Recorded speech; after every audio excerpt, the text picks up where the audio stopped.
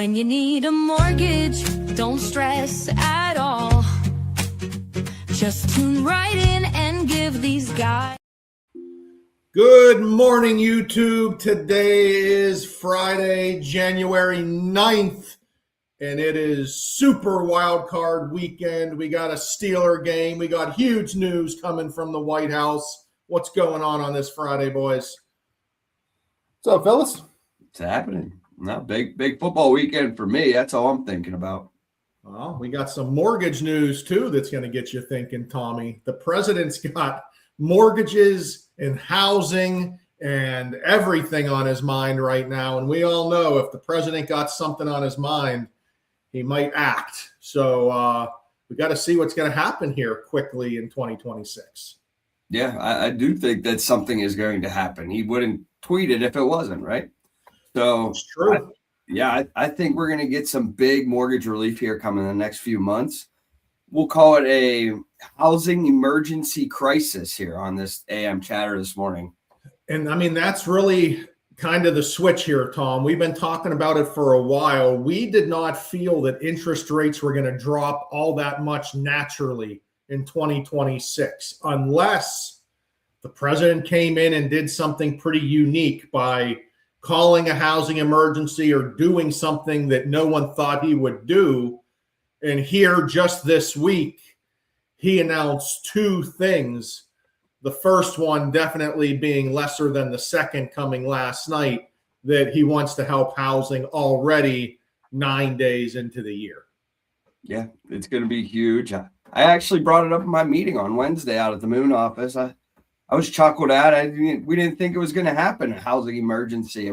I actually thought it might happen, a couple months from now. But one day after that was set out there, he jumped on that. He ran it.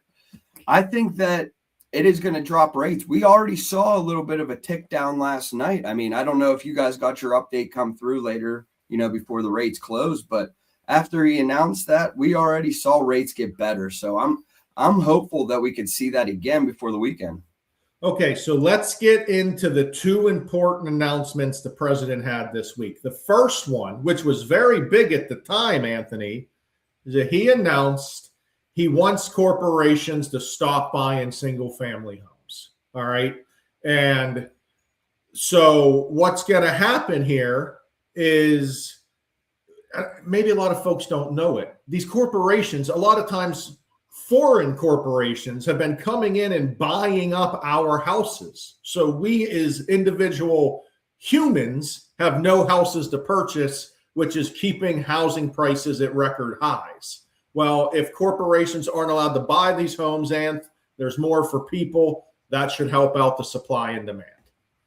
Yeah, I mean, it's definitely going to help the industry put more homes on the market for buyers. I mean, we've seen a increase, all year last year of homes being on the market, which is great because it allows more buyers to be out there shopping for homes with less multiple offers. So if they stop the big corporations, I think that'll definitely help the industry, help buyers be able to find the home they're looking for without, getting into the rat race of multiple offers and things like that. So, and it's very common across the world that if you're a foreign person going into another country purchasing a home, there's rules and regulations.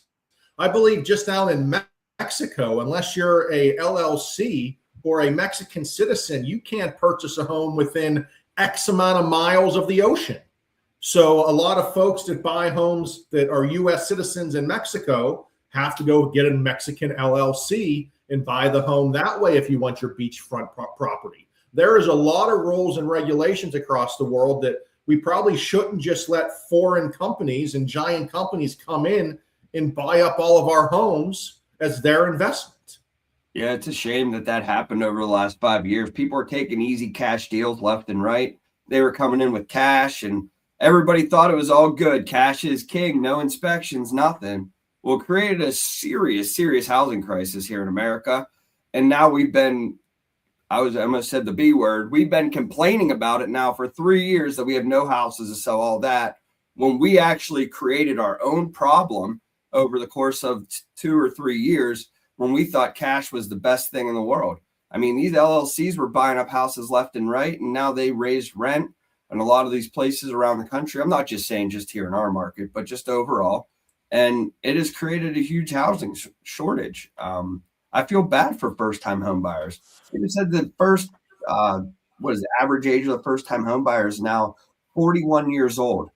And, I think a lot of the reason why is because there is way less houses for them to buy because of these foreign entities coming in here and buying up these properties. So this is a huge win. This is what we needed. And I couldn't be more excited. Well, Tom, we talked about it, I feel like for a decade. All the stats showed that millennials were going to be the biggest, most qualified group of buyers ever. They got to buying age. No one built more homes. Then rates increased. Then corporations started buying up all the houses. And it's like no matter what happens, even when we get a little bit more inventory, it gets gobbled up so fast because there are so many buyers out there in the market. So we do need more homes to help. I mean, it's simple supply and demand, Anth. No matter what the interest rates do, if there's little houses to buy and a lot of buyers, supply and demand is going to keep housing prices high. Yeah, I mean, and that affects the affordability and monthly payments. So that's held off buyers over the past few years as well, because it took a little longer for prices to normalize, after COVID. So we're seeing normalization now, which is great. Ultimately, once things progress in the future, we'll see how that goes, if there's multiple offers in the future. But yeah. So that was the news that dropped earlier in the week. And then last night, out of the clouds at about 4:30, I think, he put out a message that he wants Fannie Mae and Freddie Mac to use the $200 billion they have in their accounts, and we'll talk about where that money has come from, to buy down or to buy mortgage bonds to push rates lower. This could be, it's a unique move, of course. I don't know how many times we've seen this in history, but this could be a good little push to push rates lower. Now, how much lower? For how long? That's the question you got to wait to see. Is it going to be life-changing? No. But it would, if it happens, it will help interest rates. We're not using the Treasury to print $200 billion. This is money that Fannie Mae and Freddie Mac have been collecting because, guys, I don't know if you know this, but if you put less than 20% down on a mortgage, you pay mortgage insurance. And we have a really strong economy. Not a lot of people are getting foreclosed on. So Fannie and Freddie have been able to just fill their coffers for years and years and years. And no one's been able to figure out anything what to do with this money. They've never lowered the mortgage insurance rates. So heck, maybe this is a good move, Tom. I think it's great. I think it's an absolute power play.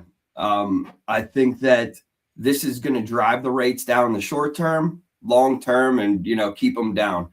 Now, we were talking a little bit last night. Is he going to throw all $200 billion in at once? We're going to do 50, 50, 50, gradually buy down the rates. We're not too sure how it's going to play out, but again, it is fantastic that they're talking about it. Yep. I'm sure it will be fought about. I'm sure he'll get sued about it. I'm sure this will go to the courts just because a president can't do anything these days without being ridiculous. But I think it's great too, Rod, because with them going public, Fannie and Freddie, this is a great way to get investors in, and they know they have excess. It's a good business model. They're going to reinvest it, and they get more money in there from these other investors going public. It could be a smart long-term play. I think it could ultimately drive down rates for a decade. It's all very unique, right? Because even the structure of Fannie Mae and Freddie Mac is a little bit confusing to understand. Then who actually controls it? Is that an executive branch? Is that a congressional decision? All of these, he literally announced it less than 24 hours ago, so we have to get more details on it. But it has definitely got everyone excited. And this could be the new. I mean, if this happens, it will be everywhere in the news. Every realtor is going to get phone calls on it. Every mortgage lender is going to get phone calls on it. And buyers are going to flood back to the market 100%. So again, we've been saying it.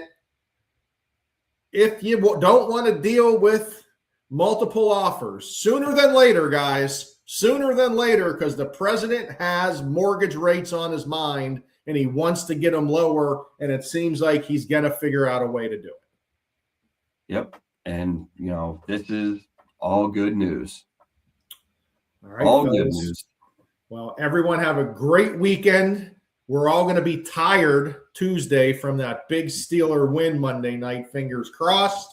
Oh, I'll be getting a good 11 a.m. start. So I'm headed up to Cranberry next Tuesday. Don't expect to see me early. And we'll see you guys then. Have a good one. Tom Ryan